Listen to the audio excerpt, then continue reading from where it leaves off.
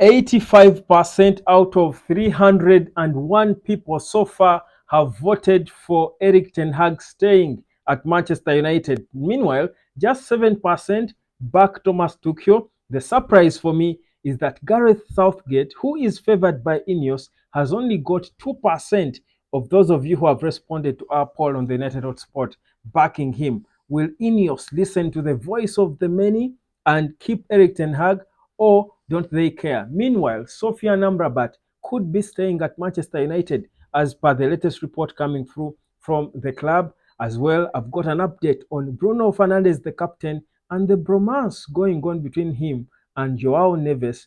And also, United are contemplating going back to Benfica. My name is Webb. Like, share, and subscribe. This is a wrap up of all Manchester United news today. In case you missed it, don't you worry. That's why I'm here. I traverse all sources so that I wrap it up for you in my late night video. Now, let's start it off with Sofyan Amrabat, as the latest coming through is that Ineos could be contemplating triggering the permanent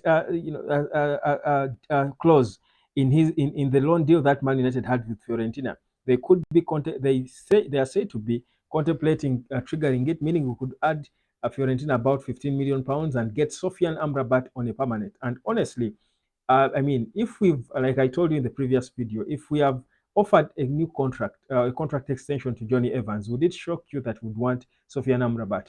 In all honesty, if there's one player who has been confusing for Man United, I think it's Amrabat. There are certain games that he had that looked promising. Then there are games where it was so bad and he looked like he suffers to play football, honestly. And I'm one of those who was calling out for him, saying he's not good enough.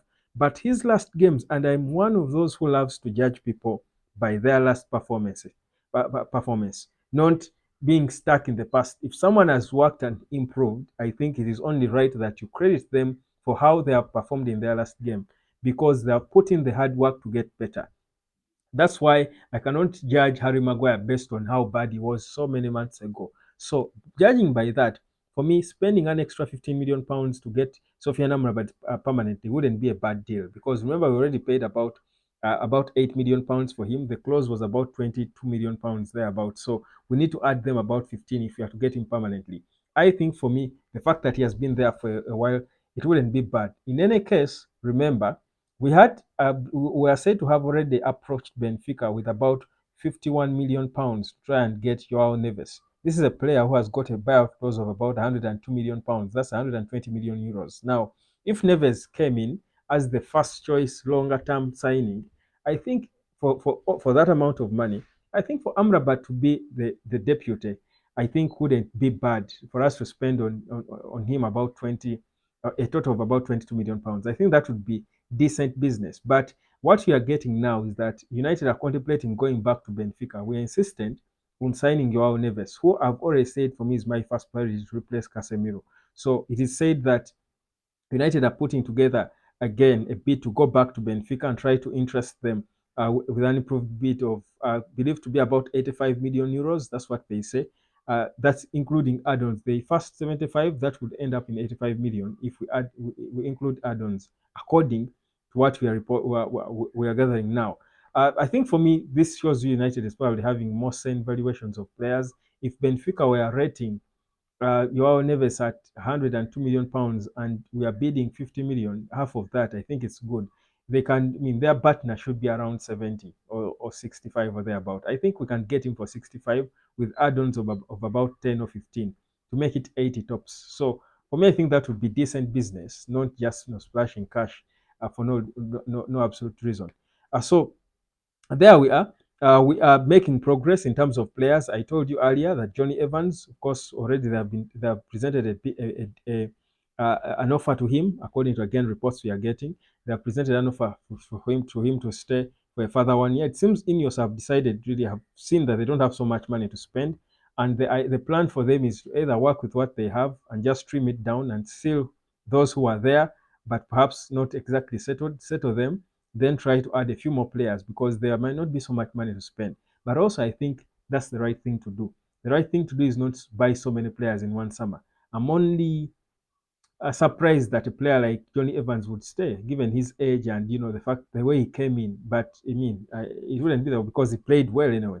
If he was still playing well and they feel he has still got a good 1 year in his feed, it doesn't have to keep him around. In any case, he's not one of the top earners. So that's what Ineos are trying to do. Also tap into his experience to try and help these young players to come.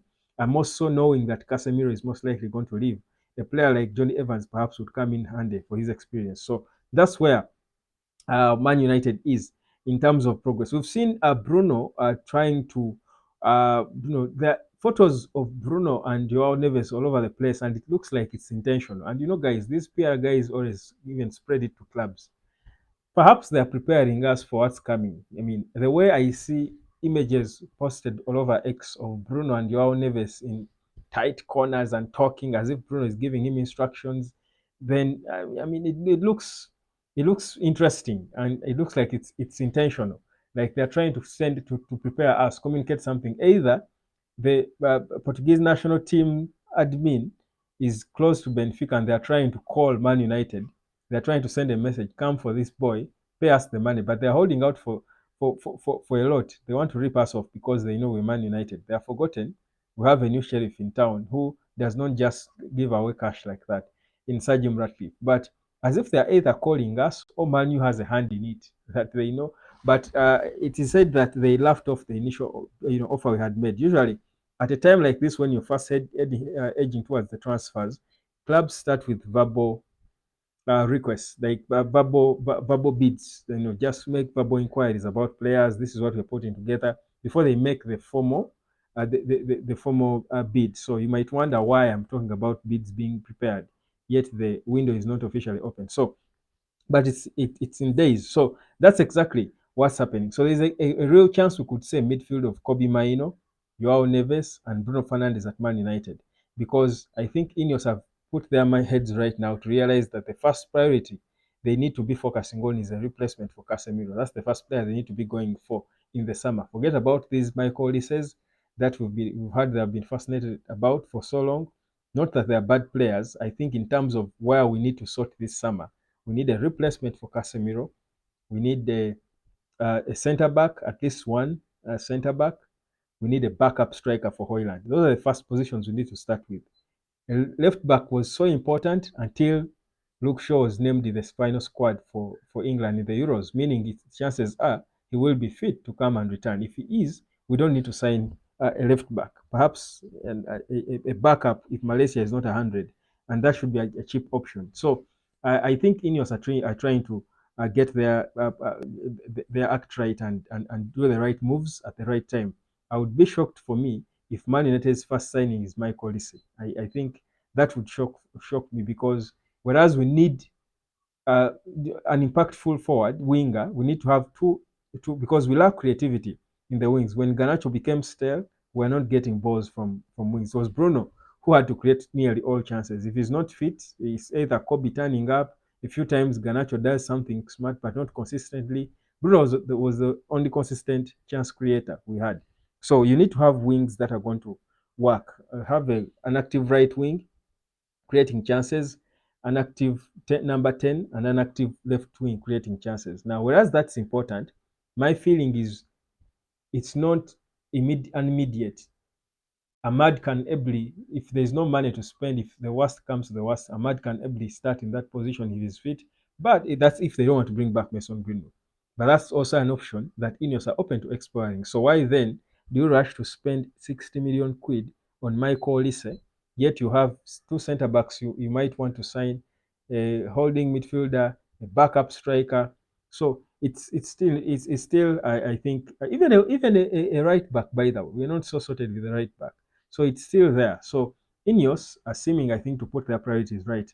But the most important priority that people want Ineos to put right now is that on the manager, whether or not Eric Ten Hag stays. Guys, the majority of you, the majority of us want Eric Ten Hag to be given a further 1 year. But will Ineos do that? The clock is ticking. We are waiting. My name is Webb. Subscribe to the United Sport. This video is powered by Uplift Causes, www.upliftcauses.org. Go out there and check out what these people are doing with helping young people take charge of their mental health. I do implore you to take charge of your mental health, but also don't be the reason someone's mental health is messed up. If you're a boss, don't be the reason someone quits their job because you're messing up their mental health. Don't do it. Be a better, it does, you don't lose a thing to be good to someone. You don't know what people are going through, so don't be a part of, don't add yourself to whichever problems they have. People already have enough they're dealing with in their homes. So if the people come to you at work, in society, interact better with people so that we reduce the cases of suicide and kids being pushed into drugs, people drinking their heads nuts. I mean, it's terrible, guys. It's terrible. We need to stand up for mental health. My name is Webb. Like, share, and subscribe, and I'll catch you later.